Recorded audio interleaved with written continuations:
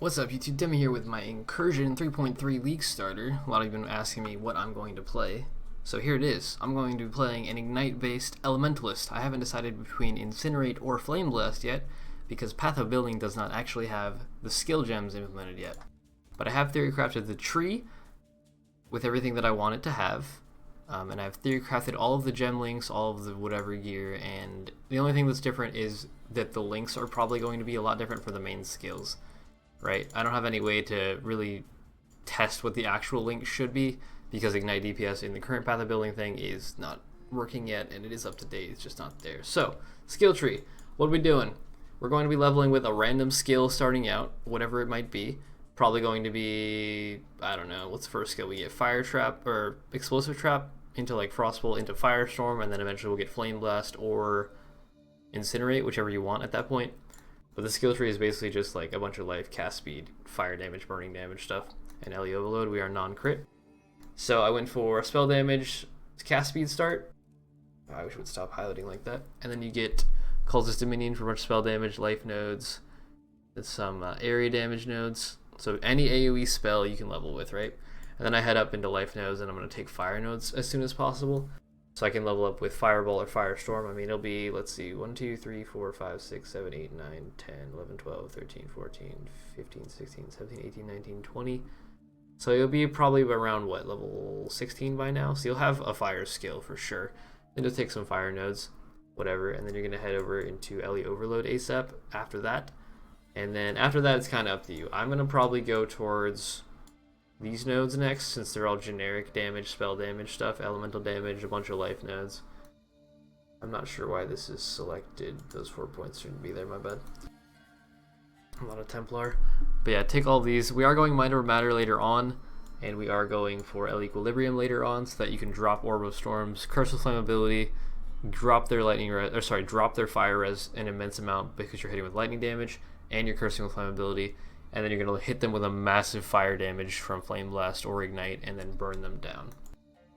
So we have a fair amount of burning damage stuff, fire damage stuff, Ignite duration, some more fire damage, burning damage stuff over here. We do have a lot of chance to Ignite. I believe our chance to Ignite is like, yeah, 71% without the Elementalist proc, which is pretty cool. Where is it? Tree, sorry. So we have, when we have this active, we'll have igniting conflux and all 3 confluxes. So for 6 seconds out of 14 seconds, we'll have a 100% chance to ignite. So if you just want to wait for a boss kill, you wait until you have the chilling, shocking, and igniting conflux for 2 seconds, and then you drop your giant flame blast on them, so you shock them with the hit and always guarantee the ignite. But yeah, I haven't played a build like this since 2.6. I really love the way that it plays. Our movement skill is lightning warp, so we'll be lightning warping around really quickly because we have a lot of cast speed. And we'll get into a pack or near pack, drop Orbital Storms, curse the entire pack, L Equilibrium the entire pack, and then I'll hit Flame Blast and just blow it up, and whatever survives the hit will get ignited and burned to death. That's the thought process behind it. As for the gem links, I don't really know what they're going to be. That's a problem, right? But when Path of Building updates, you're basically just going to choose your main skill, Flame Blast here, and then pick the skills that give you the most ignite, burning damage, and the actual hit damage, right? So at the moment, I just would select these, which is probably not accurate. Something like that. Or if you don't want Arcane Surge here, you can put it on Fire Pen instead. Depends on what you're fighting, right? Ignite DPS is totally wrong in this current iteration, so don't worry about that too much. Incinerate is the same. Just choose Incinerate for your main skill, and then select your skills. You don't want LE Focus because then you can't ignite. So do not ever use that. Do not use LE Focus. Let's see, we'll do Chance to Ignite. See, it's no longer going to be a projectile skill, so this is just wrong. But that's okay. Something like that. I don't know what it's going to be, but whatever. Okay, so other links, right? Your main 6 links are going to be up to you. Other links, we're using Herald of Ash. This gives us more spell damage, more fire spell damage, and a pretty big damage over time effect, a burning effect. If we one-shot the enemy, the overkill effect will transfer to the enemies around it, and they'll die as well. I have a Rallying Cry for damage, mana regen, and Portal.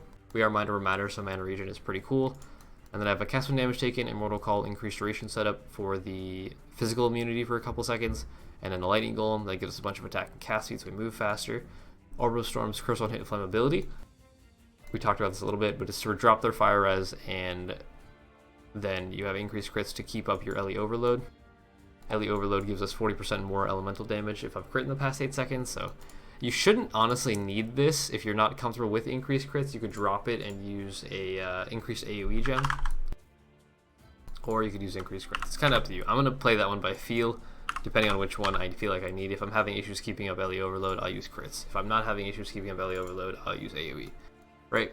If you don't want to use either of them, you could also use Culling Strike to cull the enemies when they're at less than 10% life. Up to you. Lightning Warp is Lightning Warp, faster casting, swift affliction, less duration. It's just a bunch of cast speed and a bunch of reduced duration, because the way Lightning Warp works is that you cast it, and then there's a timer from when your character goes up and comes down, and you can reduce that duration to as little as possible, so that's basically instant, which is what this does. This is literally just less skill effect duration, and faster casting. You might not need this one. If you don't want to use Swift Affliction, you could potentially put an Arcane Surge link in here, but I learned that the less duration modifier also applies to the Arcane Surge, so it makes it take no time at all to actually proc, which is kind of a problem. And then for boss fighting, we have a Scorching Ray Spell Totem with Efficacy. Efficacy gives skill effect duration and some damage, but it might be better off to just use increased duration or faster casting. I'm not really sure which. But the reason for this is that Scorching Ray is a debuff. It decreases their enemy's fire res, so you can just reduce their fire res by dropping this totem. It also serves as a bit of a distraction in a boss fight, so you have time to move around and dodge, while this thing's just kind of gently peeing on them, so that's fine. As for the items, I'm wearing basic garbage gear, right? This is total trash. Everything I have equipped is bad. These items are going to cost nothing to get, because I'm planning to basically be playing SSF. I'll be running to Blood Aqueducts as fast as possible, and then I'll farm myself a Tabula, and then from there I will farm up some currency, buy actual real gear, and then run it in endgame, right?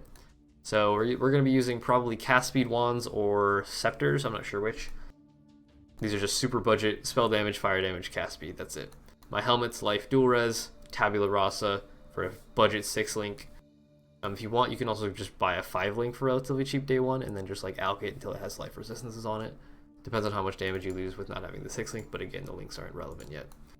Other stuff, we got some Dex life resist gloves, movement speed, Dex resist, these are all really, really simple pieces of gear. Life resist amulet, life resist rings, life resist Stygian vise. My Stygian jewel is life crit if I haven't dealt the crit recently to keep up my Ele Overload. If his damage reduction fire does literally nothing, it's just there because it was funny. Then I'm using a recovery rate, freeze immunity, eternal flask, a instant bleed immunity flask, immunity to ignite, eternal mana flask. You could use a curse flask here. These don't even have suffixes. Like, these are just super basic stuff.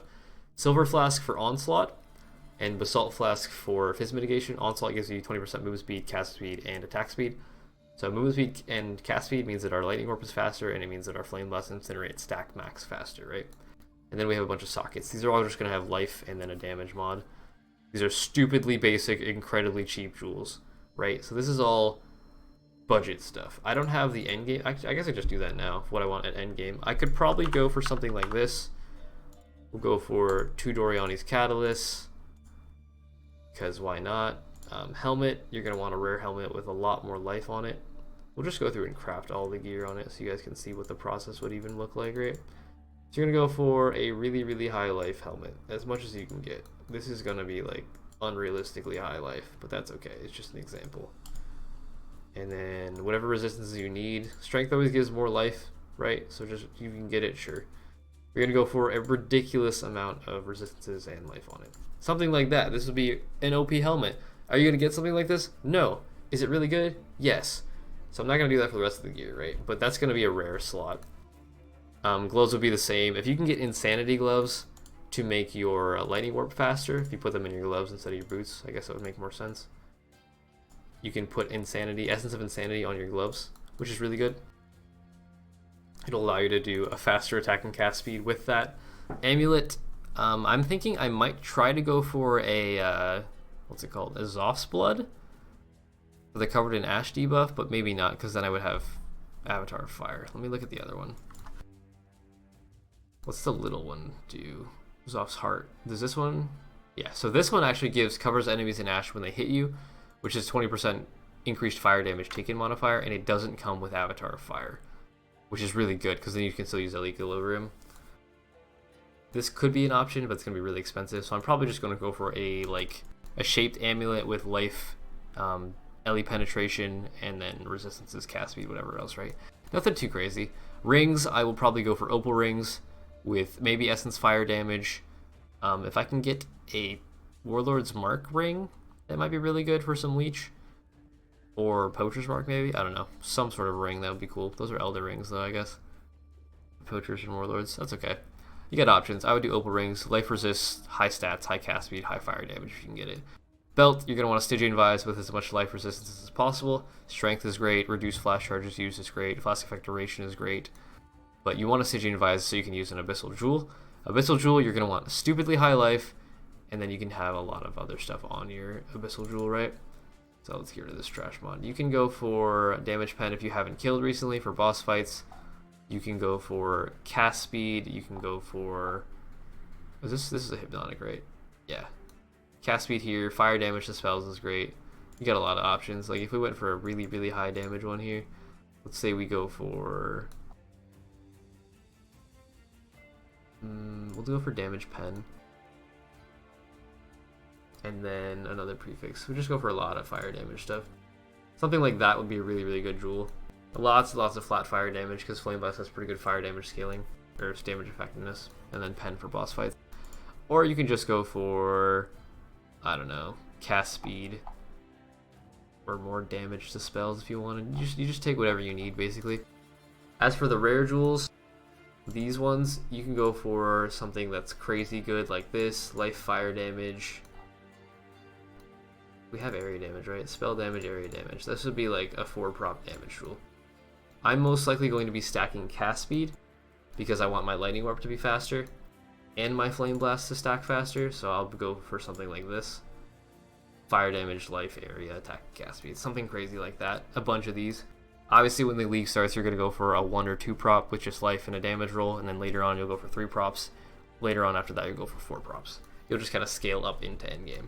As for unique flasks, I will probably eventually grab an Aziri's Promise for some leech and extra chaos damage, and I'll replace hopefully my mana pot. I honestly don't think I'm gonna need the mana pot because we are mind over matter, so we should be fine there. I guess I didn't really talk about the skill tree that much after with the leveling bit. Sorry. We have 176% life. With good gear, we should be able to hit 6-7k life, no problem. We're gonna have at least 2k mana at endgame, which we have 30% mind over matter. So if I take a big hit, it'll go to my mana instead of my life. Pretty good, and I'm only using Herald of Ash, so I have 75% of my mana unreserved, which is pretty high. But yeah, the skill tree is just a lot of life, LE damage stuff, life, mana regen, life regen, mana regen. Like we have a fair amount of defensive stats just on the build by itself, and a lot of cast speed, spell damage, fire damage, ignite damage stuff, right? But this is my starter. You can use either Flame Blast or Incinerate. Again, links will come later, but yeah, let me know what you guys are playing for League. I'll leave this here. When Path of Building updates, I will keep the paste bin updated in the description of this video and in the starter command on stream. For those that aren't already following me on Twitch, I will be live for all of the stream start. I'll try to probably stream for 12-16 hours and get the maps day one and do some maps right away as fast as I can. If you want to see stream start, if you want to follow along, if you want to join our Discord, we have a Want to Buy Friends channel. You can meet some people, get a play group going. We're going to have a lot of voice channels active, hopefully. If you want to support what I do as well, you can subscribe on Twitch or you can support me on Patreon. They're both linked in the description below this video. Thank you guys so much for watching. I hope you did enjoy. I hope you learned something. I will see you in Incursion. Good luck with your League start. I hope somebody drops a mirror day one. It'll be awesome. Let me know if you have any crazy drops. Take some screenshots, take some videos. I don't know. I'll see you guys in that launch. That was weirdly worded. Whatever. Thanks for watching. Goodbye. That's Demi out.